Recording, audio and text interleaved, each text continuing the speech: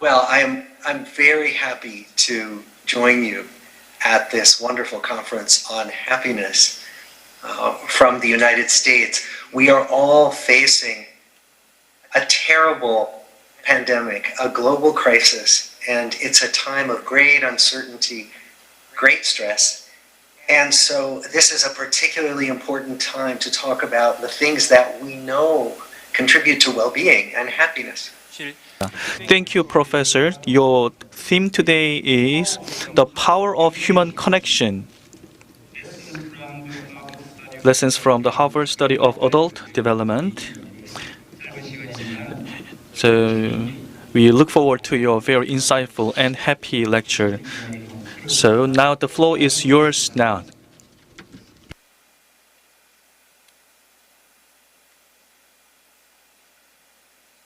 So let me begin my talk. It's very good to be with you. And what I want to talk about today is what we think is the longest study of adult life and of well-being that's ever been done. As you have been hearing in these introductions, we have, for the most part, assumed that happiness was the same as economic prosperity, that gross domestic product around the world would determine who was happy and who was not.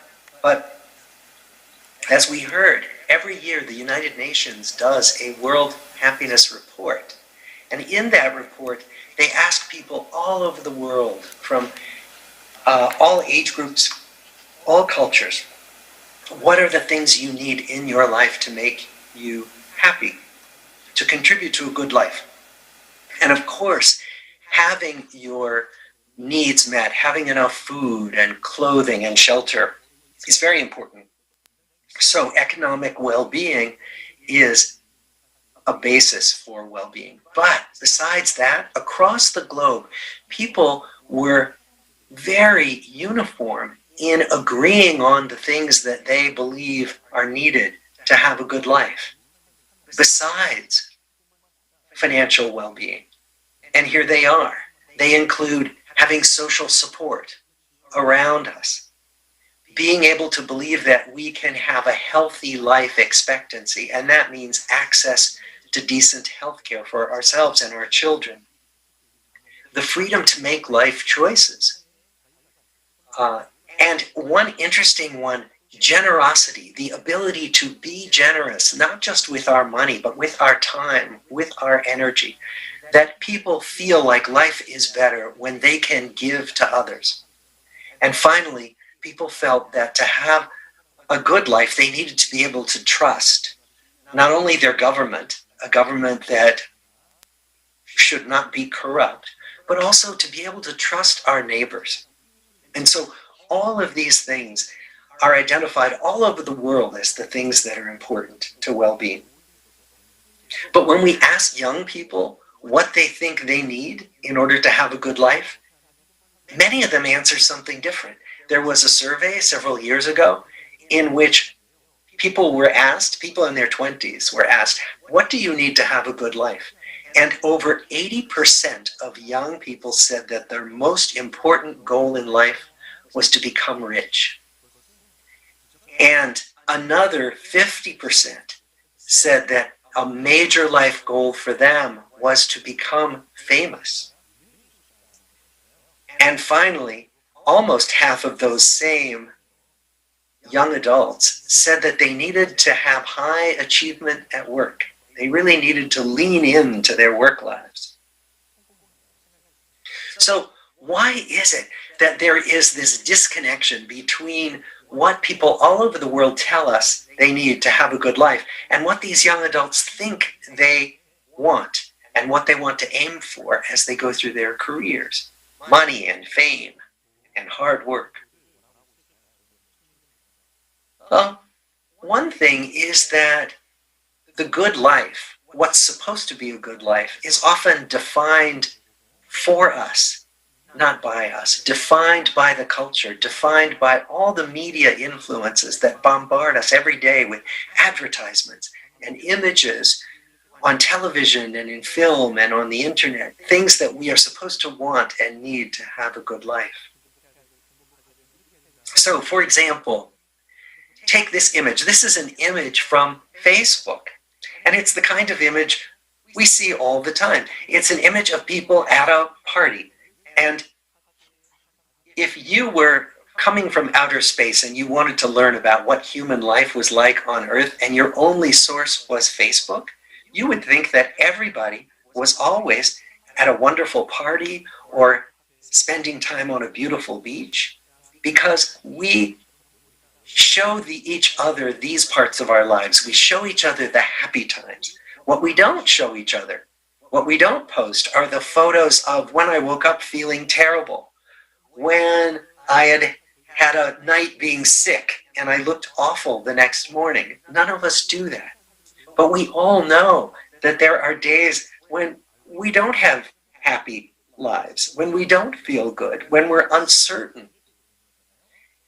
And one of my teachers was fond of saying this, which I think is true, that we are always comparing our insides to other people's outsides.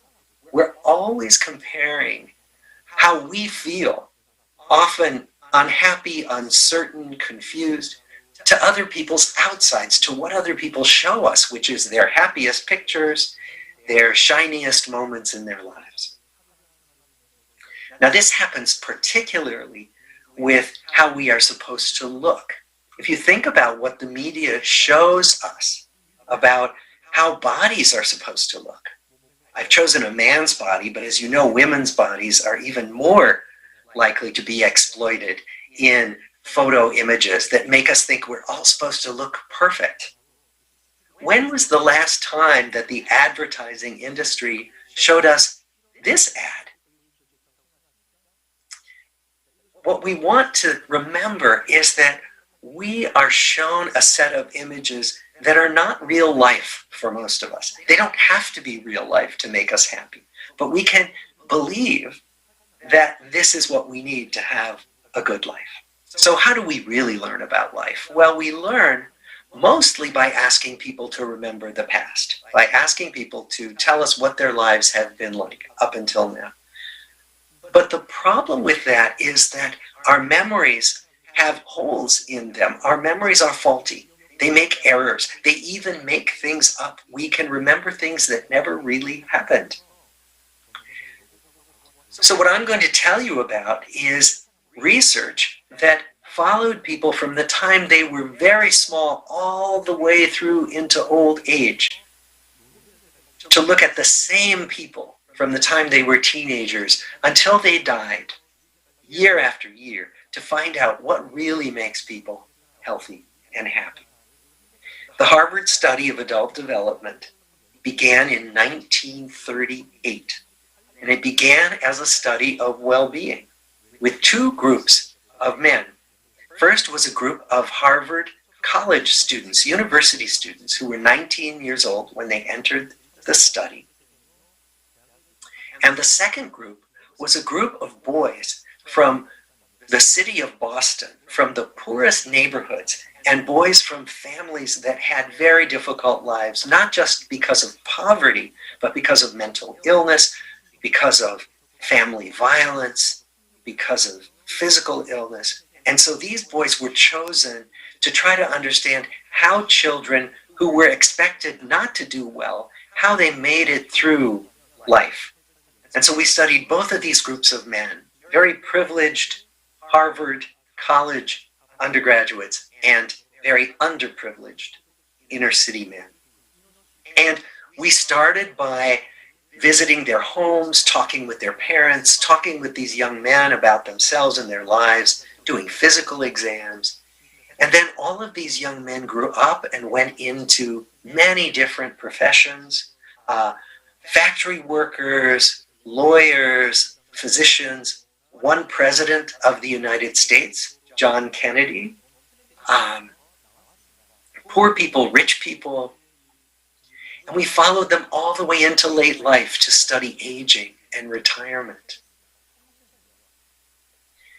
We studied their mental health, their physical health, For the Harvard men, they served in World War II. We studied all the men's work lives, their close relationships, and then as they got older, we studied their aging and their retirement. We not only asked them to fill out questionnaires for us, but we got their medical records. We drew their blood. We scanned their brains. We talked to their wives and their children. We gathered information from their minds, their bodies, their families, so that we could track their lives across the entire lifespan. So what did we learn from all of this information collected over now 83 years? Well, it wasn't that we need fame and fortune and working nonstop. The biggest predictor of happiness, of well-being, was our social connections. What we found was that the people who had more connections to other people and better connections to other people were not only the happiest, but they lived longer and they stayed free of serious chronic illness longer than people who were more isolated. And it wasn't just the number of people in your social network, it was the quality of your relationships. Warmer relationships predicted longer life and better health. At first, we didn't believe our findings because we thought that this connection between our relationships and our physical health, that we didn't understand how that worked. But many other studies began to find the same connection. And now we've been spending the last 5 years studying how this actually happens, how the quality of our relationships keeps us healthy as well as happy. One of the things we found, and other studies have found this, is that loneliness, a big theme at this year's conference, is very dangerous for our health. That loneliness predicts earlier physical decline through heart disease, through arthritis, through earlier death. It also predicts earlier mental decline and more susceptibility to dementia. And in the United States, more than 1 in 4 people will tell you that they feel lonely. Now, loneliness is different from seeing very few people. Loneliness is that feeling we have inside that we are less connected to other people than we want to be. And you can be lonely in a crowd, you can be lonely in a marriage, you can be happy with very few people in your life. Now, one of the things we learn following relationships over time is that they change. So this is a graph of how marriages change over time. And what we find is that marriage is happiest when we first get together, that it is least happy when we have children, small children, but that it gets happier as the children grow up. But that it gets less happy in the United States when the children come back home to live. The other thing we find is that relationships don't have to be entirely smooth. Marriages, friendships can have conflicts.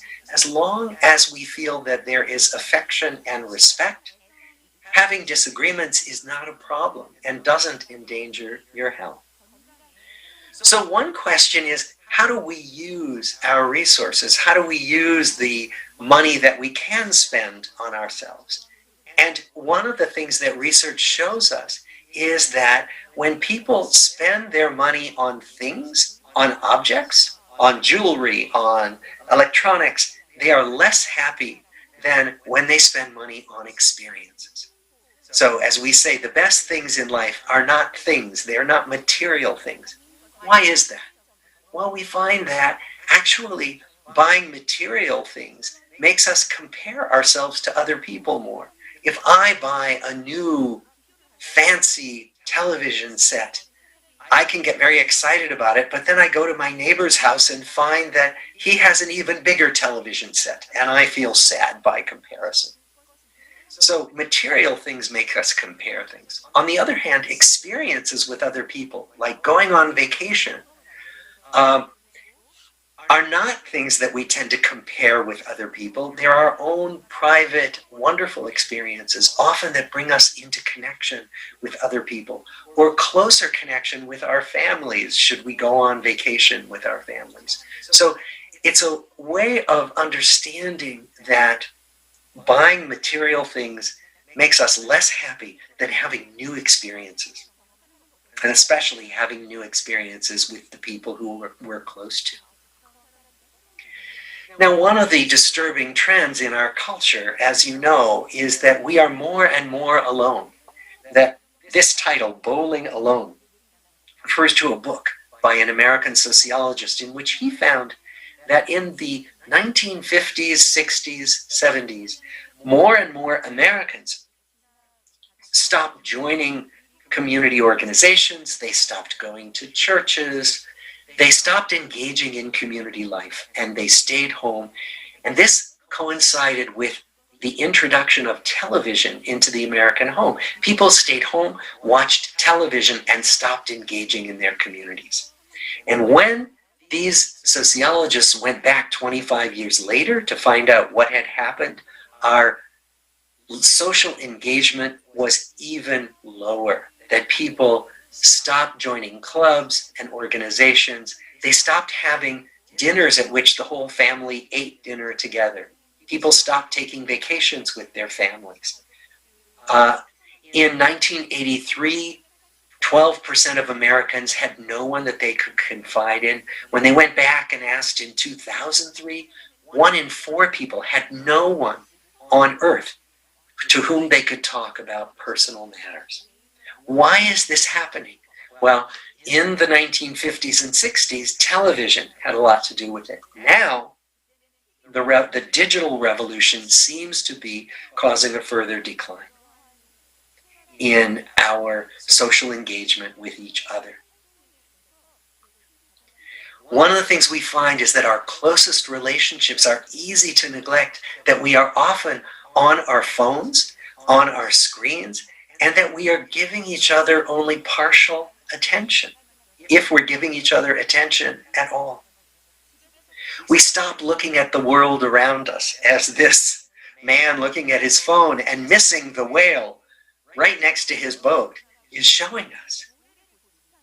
And of course, what we are modeling for our children is a life online, a life without in-person human connection.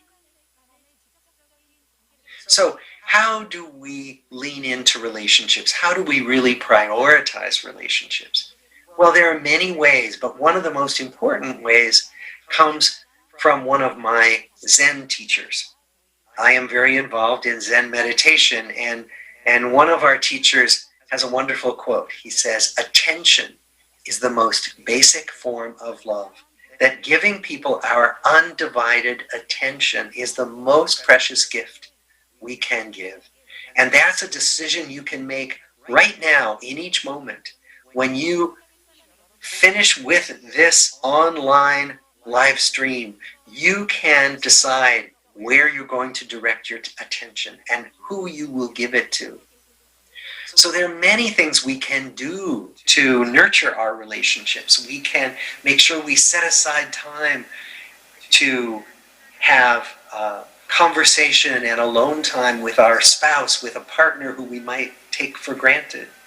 Family dinners are so important. Times when families regularly eat together or go on hikes together. And community involvement, volunteering for projects that we care about.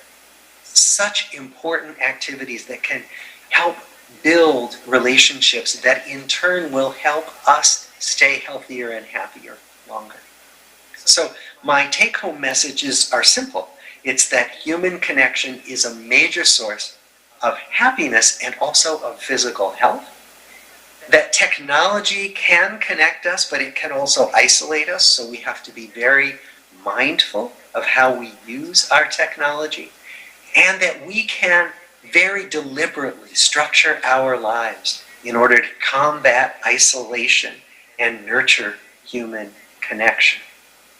We are doing this in our Lifespan Research Foundation, which we founded to bring the insights of lifespan research of the kind I'm telling you to people who can use it. So we are developing courses called Roadmaps for Life Transitions, in which people come together in small groups and get to think about and talk about where they are in their lives and what they care about the most and how they can make positive changes in their lives.